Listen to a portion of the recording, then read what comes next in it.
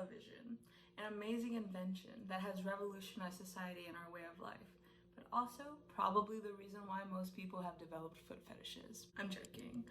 But most likely, if you're not a white guy, you've probably dealt with feeling inadequately represented in media, especially as a child, when most of your perceptions of yourself and others are formed. In a 2002 case study, over 1,000 commercials aired in children's programming were analyzed.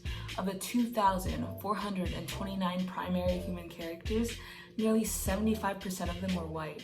African Americans made up nearly 20% of primary characters, followed by Latino and Asian Americans, who each made up about 2% of the primary character population. Native American and Middle Eastern characters each only made up only a fraction of the 1% of the sample. This is especially problematic knowing that at least 18% of the US population is Latino, and in the whole entire US, about 42.1% of the population are people of color. Yet they're not being represented adequately as we would like. Even when literally any other racial group besides white people are presented, they all play pretty stereotypical roles. 97% of all Latino primary characters were in advertisements for restaurants. African Americans were relatively more frequently cast as athletes and musicians.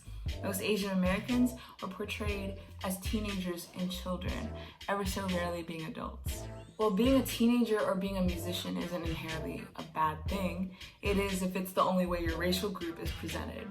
African Americans being only shown as musicians or athletes perpetuate the stereotype that those are the only two skills that they're good at. Infantilizing Asian Americans make it seem like they're just submissive little beanbags you can push around.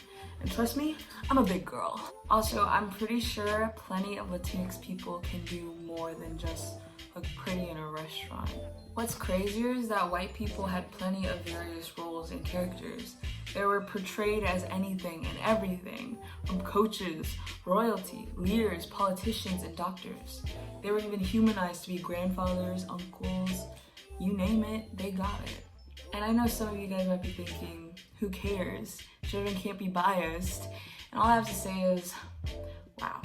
You've definitely never experienced a child calling you a fat, ugly, fungus pube straight up to your face and then cried yourself to sleep. There's a concept in the psychological community called schemas. Schemas are basically a cognitive framework or concept that helps organize and interpret information. For example, your schema of a horse may be a big, four-legged creature with fur and small ears and a mane. As you grow older, your schemas for things become more finely tuned. That's why a lot of children will call any four-legged animal a dog or a horse, just because their schemas for these animals aren't as specific as a schema from an adult. Mass media plays a hand in portraying racial groups and creating schemas. If they do a particularly bad job of it, however, children will unfortunately keep that framework tucked in the back of their minds. Not only can it be detrimental to a child belonging to a minority group that's being poorly represented, but it could also lead to feelings of violence and disgust with other social groups. If you don't believe me, just listen to these personal accounts from real people. That's actually hard because when I was a kid, I feel like I never had enough Latino representation in the media. For a majority of my life, none of the Disney princesses really looked like me. They had traits that matched mine, but I didn't really feel like they reflected me. The only time where I saw like myself somewhat represented in like a TV show, more recently, is like Grey's Anatomy with Sandra Oh, who played Christina Yang. And like, I kind of have mixed emotions about how she was portrayed because like, one, she's like super dedicated and passionate about her profession, but at the same time I think like that also played into a lot of Asian stereotypes. And even when there was a black female princess, she was a frog for most of the movie, so I still didn't get that representation I really needed. You're like somewhat cutthroat at what you do. Like she always fought for like everything she got. Like she always like was pursuing like her next surgery or whatever. So it kind of made me wish I was white because everyone that I saw was white.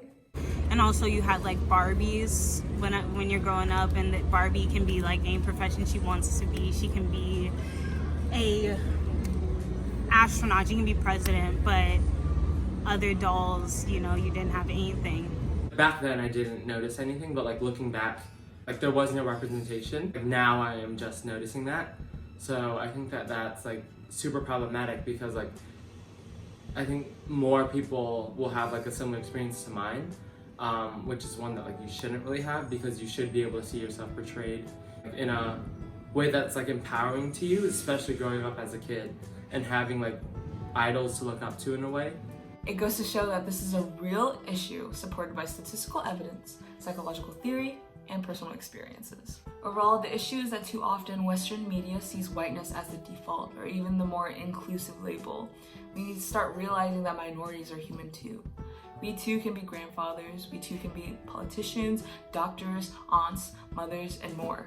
We're making slow progress though. For example, Black Panther was an amazing feat for Black Americans. There was a hashtag circulating around Twitter called "What Black Panther Means to Me," and it showcased a variety of Black youth describing how Black Panther gave them a more positive outlook on their selves and their own perception.